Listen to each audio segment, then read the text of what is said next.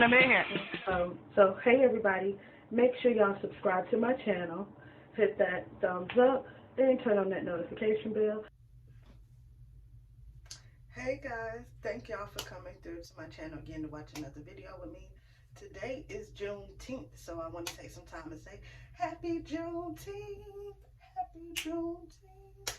So I took me a second today to just blast James Brown, say it loud, I'm black and I'm proud. I did my little footwork, I got my little vibe going, and that led me to the topic for today's video, the case for reparations. This was an article that I read by this gentleman. I'm sure I'm not going to be able to pronounce his name correctly. T.C. Coates, last name Coates. And this was literally written back in 2014, so I'm new to this, but he true to this, you feel me? So the article was published in the Atlantic, but it really gave a very detailed insight into the case for reparations and why, and you know, why not. So I took some time to read that, and I wanted to share what I found out with y'all. Now, y'all may have seen recently that BET founder, I want to say his last name is Johnson, he also set out a post on BET. He's had a post on BET for years asking for reparations, and recently he came up with the number of $14 trillion. So it would take them bread, big bread, to pay back for all the harm and stuff that they've caused. That figure, 14 trillion, came about this year. And so with all the murders and everything that we've been experiencing lately, I think that number is even risen. Johnson, I see you pimping, and I'll double that. With that being said, I wanted to talk about this article because it really was broken down into several parts. So the first part of the article, the case for reparations, really gave some scriptures and some past content as to why reparations was necessary and what had happened in the past when they were looking for it. So I listened to the article. The first category is, so that's just one of my losses.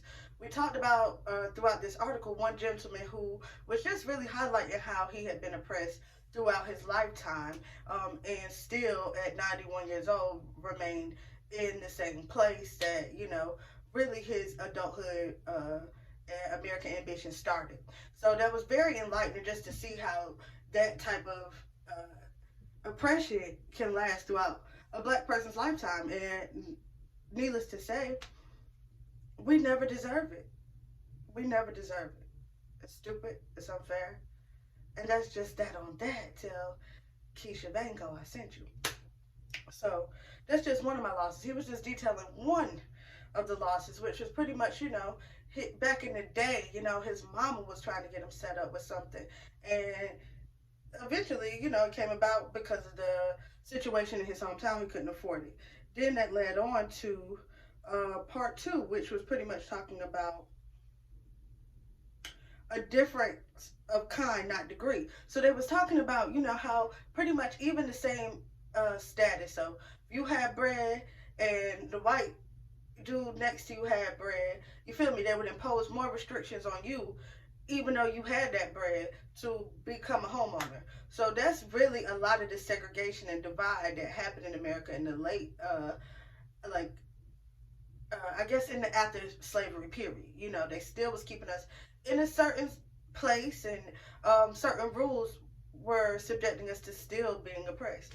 So boom, not a difference of kind, a difference of degree. And we went on. We inherit our ample patrimony. Now, I don't really know what patrimony means. Ain't gonna lie, I'll look it up, put it in the comments below. If y'all know what that word means, tag me in the comments. But pretty much in this part, he was talking about how, you know, someone had really tried to go for reparations, and the first time they tried to go for reparations, and pretty much how even back then people saw it as just, people were agreeing that reparations were just. I mean, it only makes sense. So from there, you know, we went to the next part here, number 4, the ills that slavery frees us from. So they just kind of basically was trying to say that, you know, slavery was a good thing for us, and it kept us from having to deal with all this bullshit. The dude that killed Abraham Lincoln felt like slavery was a good thing for us and a good thing for them. But really, it was good for them because it was pretty much the foundation of the Industrial Revolution. It was the foundation of America being created. But for us, you know, all of this ingenuity and all of this wealth was being accumulated at the divulsion of our biggest asset, which was our families. One story he detailed that stuck out to me was a story about, you know, two slaves being ripped apart and how he saw his daughter or his son ride past him first, and then he reached out to grab his wife's hand, who was already in chains, and he walked with her as long as he could, but he had nothing to say. He had lost the words. And that really just stuck out to me because, I mean, clearly that's the biggest asset is your family. So all of your wealth, all of this business and economy was around the transactions of buying and selling slaves, the taxation of you signing that document, you know, the notarization of the forms and things of that nature. Everything in the South was pretty much being run. Everything in the South was pretty much being run by the economy of buying and selling people. Because I hate to refer to them as slaves. They were people. Let's call it what it is. Human beings that you treated like trash for no good godly reason. But y'all Christian. But no, you're not Christian, because the article starts off with a Bible verse, Deuteronomy. I'm not going to read it to y'all, you know what I'm saying? I'm going to take y'all to church, but I definitely want to quote it, and I encourage you to go read it. So this Bible verse she shared was Deuteronomy 15. He shared Deuteronomy 15, 12 through 15. So if y'all get a chance to go check that out, go check that out. Again, I want to say happy Juneteenth, because today is, for a lot of people like myself, the first day that Juneteenth is being widely celebrated. Now, something that a lot of us like myself may have already known about, we may have heard about, they may have skimmed over it briefly in a history class, you know what I'm saying? But today is the first day that we have celebrated this nationally and collectively as a black people, and I'm so proud of us. Y'all keep doing what y'all doing, and any of our allies and any of our people who stand in solidarity with us, which means you can't just be like, oh yeah, I got a black friend now, that ain't cool now. You pretty much have to be anti-racist to rock with me. So if you're not anti-racist, I want you to, I thank you for watching this video that's this far, and you have a good day. And I'm going to continue to enjoy my Juneteenth, but I couldn't let it go by without sharing a video with you guys. So, a big part, the last part of this, part 10 of the article, I want to say that was part 10. Let me just confirm. Yes, part 10. There will be no reparations from Germany. So, pretty much when the Holocaust happened, a lot of people were upset with even the discussion, with the talk, with the thought of providing reparations to these people who had been subject to the Holocaust. I don't understand why people in history have been so mad about just doing basic human things, but you know, clearly it's still happening in 2020. Basic human rights, I guess, is really what I stand for, really what I'm popping, whatever. But you got to understand that black lives are being targeted disproportionately, and therefore that's the Black Lives Matter movement, and therefore we're going to keep that fist up and get your knee off our neck. Okay.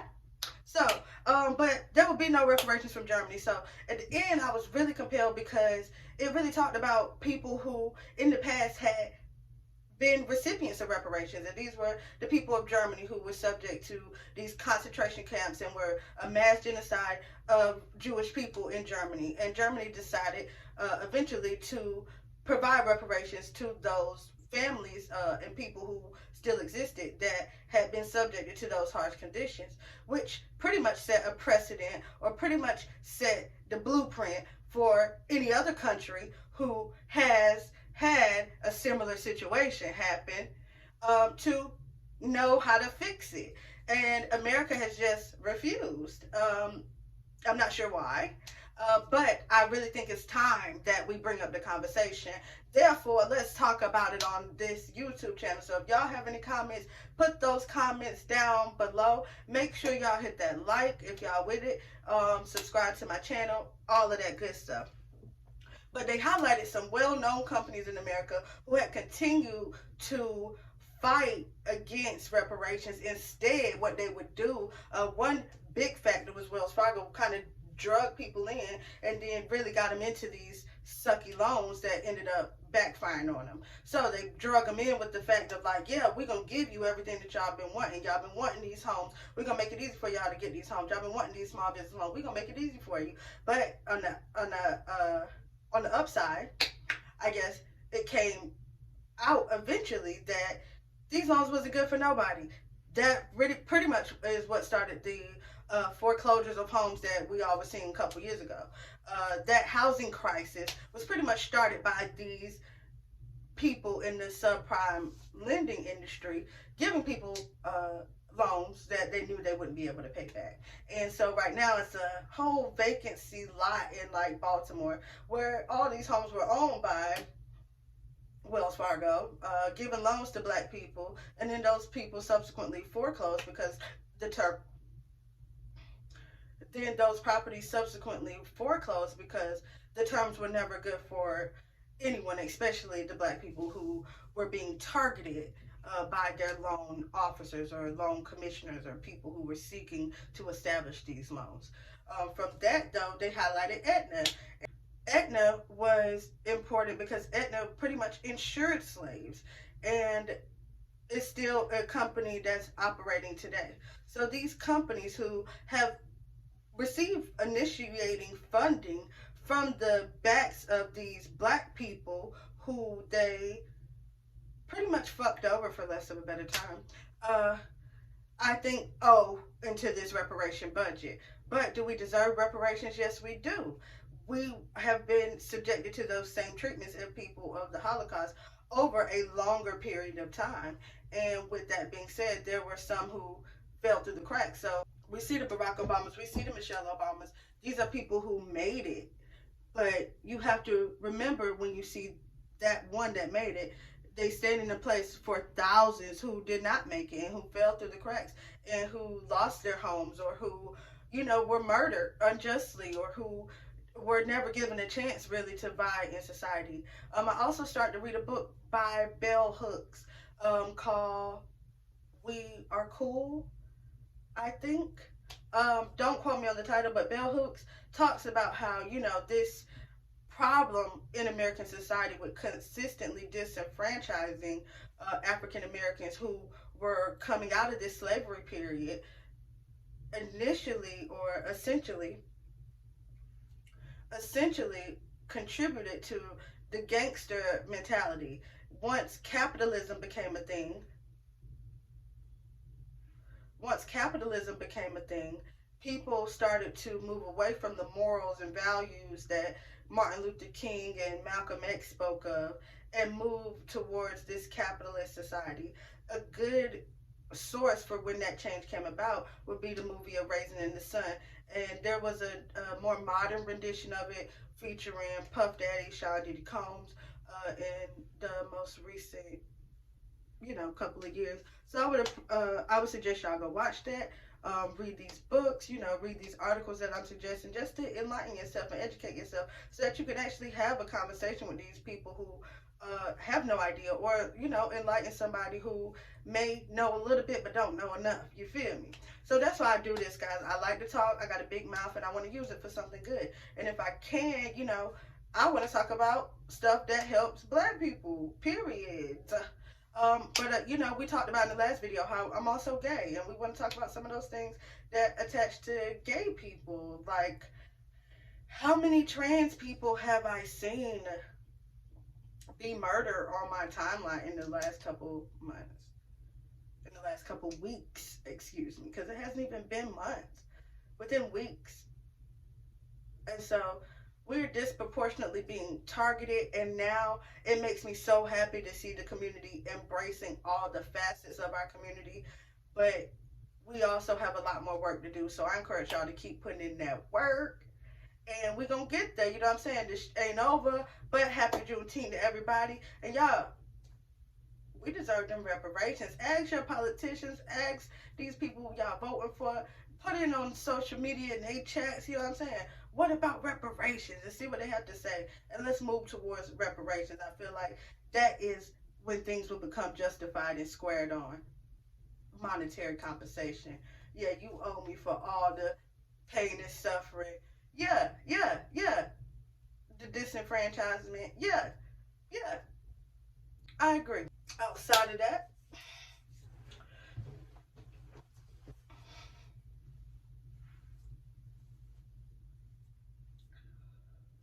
we also want to talk about music. Y'all know when y'all come to my channel, we gonna hit up on some music. So in the last couple of days, I have seen some great music. I have listened to the entire Chloe and Haley album. I have listened to the entire Tiana Taylor album. And Lil Baby just dropped this song, The Bigger Picture. I think that shit is a bop. I also been playing James Brown. I had to play James Brown this morning. I told you I get my little jig on. I'm black and I'm proud. Hey, say it loud. I'm black and I'm proud. Okay, okay. So my music inventory has increased with some very dope artifacts. I also wanted to talk about my girl Amber Riley, and y'all go tell Amber Riley that YoSmo sent you, and that you're a member of the YoSmo gang, and we would love to have her feature her somewhere on the channel, honey. Amber Riley is so dope to me. She's an awesome, amazing, beautiful, fine ass singer, and she just really just started to pop for me as like being hood, and I really appreciate that, because a lot of times we get mixed up in this identity crisis that we can't be hood and smart and creative, but I talk about that intersection, and she's showing her intersection. So I got a crush on Amber. Don't tell her I said that. Tell her I said that. But Amber really is one of my faves, and she has started a hashtag, mutiny, for people in the entertainment industry to talk about the microaggressions, the times that they had run-ins with white people or their blackness being questioned while they was on set or in this entertainment industry. Outside of that, she's also been doing a couple interviews that have been giving us insight into how she really feel about some stuff. And as being a celebrity featured on a hit television show like Glee that stayed around for years and years, you have to understand that sometimes it is in your best interest for your job or for your position to be quiet and not show or subdue your blackness. And this has really been a period for her where I feel like she has begun to own her blackness in its full, and it's made me just that much more of a fan. So outside of that, go check out Chloe Haley, go check out Tiana Taylor, go check out Lil Baby, and shout out Amber Riley for me. All right, next segment. So, guys, I also wanted to talk to y'all about entrepreneurship, about the business. You feel me? So, we got that company going on. Y'all know Solidarity&Co. If y'all haven't followed us on Instagram, please go follow us on Instagram. I'm going to put it up here somewhere so y'all know exactly what to go follow. We also have been highlighted on Twitter.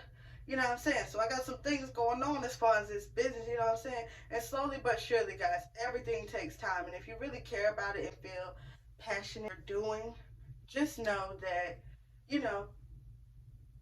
all good things come to those who wait. So it's been this uphill battle. Right now, I'm really focused on getting 100 followers on Instagram. I know that sounds like such a little bit, but when you're starting from scratch, it is what it is. I would also like 100 followers on Twitter, so if you guys can help me out with that, that's cool. But those are really my goals, and I'm just trying to do it organically, I'm not trying to buy this or sell my soul for that.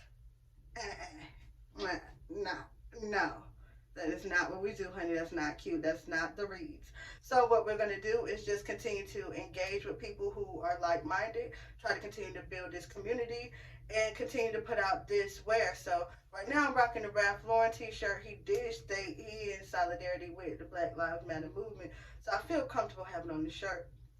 Outside of that, though, we have a few new designs being posted every day.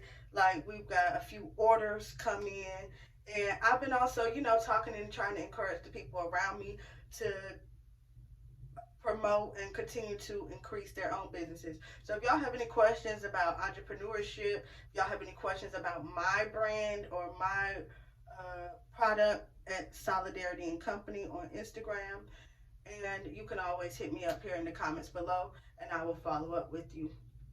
I think that's a wrap. Also, let me know if you guys like my freestyle. I posted a freestyle before this video, which is pretty much the full song of the song that's in my intro. So I want y'all to hear, I could rap, I could sing, I could do a lot of things, but essentially, anything that I'm doing, it's always yo, it's Mo. I'm trying to do the best that I can. And I appreciate y'all for rocking with me, man. You guys are the best. Shout out to Yo, it's Mo gang. Share this video with somebody. Tell a friend to come hit me up. You feel me? Yo, it's Mo. Thank y'all so much for watching.